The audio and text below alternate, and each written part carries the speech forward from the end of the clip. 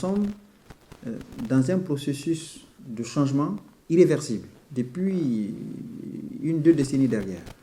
Les jeunes, de plus en plus, veulent s'exprimer, ils doivent s'exprimer et ils doivent compter dans la prise de décision. Le monde de 2024 n'est pas le monde de 1980. Il y a beaucoup de facteurs qui sont intervenus entre-temps avec le développement de l'Internet, avec le fait que le monde soit interconnecté aujourd'hui et les populations sont peuvent surfer et s'informer sur ce qui se passe à l'autre bout du monde, sont des facteurs qui favorisent cette évolution. Donc, c'est vrai que dans certains pays, le processus est lent, dans d'autres, c'est rapide. Après, il y a des éléments qui interviennent et qui peuvent apporter un coup d'accélérateur. C'est le cas de l'élection de Bassirou Faye. Chez nous, c'est peut-être qu'un processus qui est lent, mais ça s'explique par le fait que le processus politique en Guinée tourne autour de la même génération depuis 40 ans. Aujourd'hui, c'est une génération, par la nature même des événements, qui est en train de s'écarter petit à petit, pas parce qu'on a agi, mais parce que le temps le veut ainsi. Donc, du coup, le processus est en cours, mais encore une fois, ça va s'accélérer beaucoup plus avec les nouveaux événements qui viennent de se produire. Ce n'est pas que l'élection de Faye. Même les jeunes au pouvoir, que ce soit au Burkina, que ce soit au Mali, que ce soit au Tchad, en Guinée, de plus en plus, on comprend qu'il y a... cette potentialité. Oui, non seulement la potentialité, mais le désir du changement.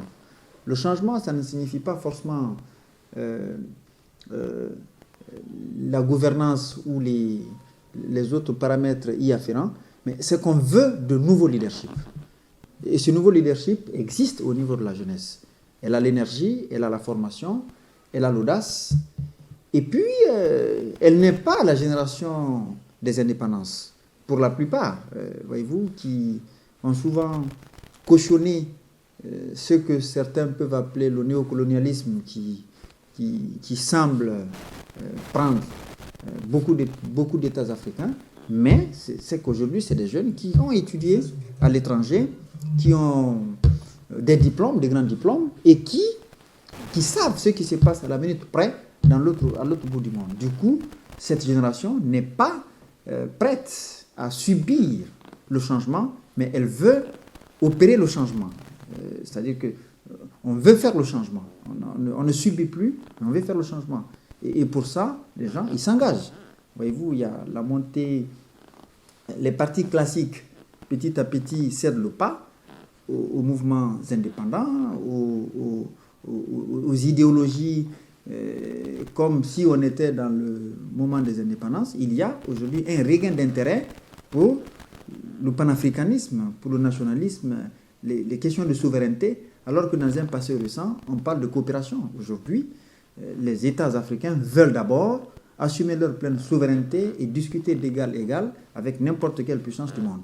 Et c'est ça, c'est cette vision-là qui est incarnée par la génération montante. C'est pourquoi l'élection de Faye ne surprend pas, et moi, comme je l'ai dit, c'est un coup d'accélérateur au processus du changement qui a commencé. Ce n'est pas avec eux. Le processus a commencé. Ils ont certes eu le courage, il faut le reconnaître, et l'organisation nécessaire qu'il faut pour marquer ce coup qui a permis au Sénégal d'avoir le plus jeune président de l'Afrique, je dirais.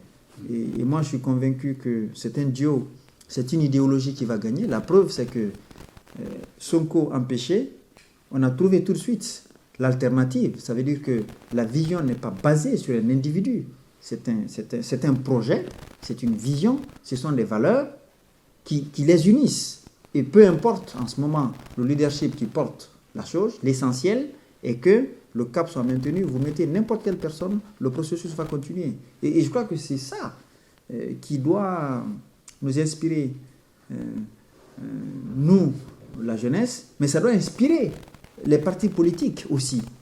comme pour dire que le parti est un projet. C'est un projet bâti autour des valeurs, de vision, d'un projet de société, d'une méthode de gouvernance, et non sur le leadership absolu d'un tout-puissant président de qui tout doit partir et à qui tout doit revenir.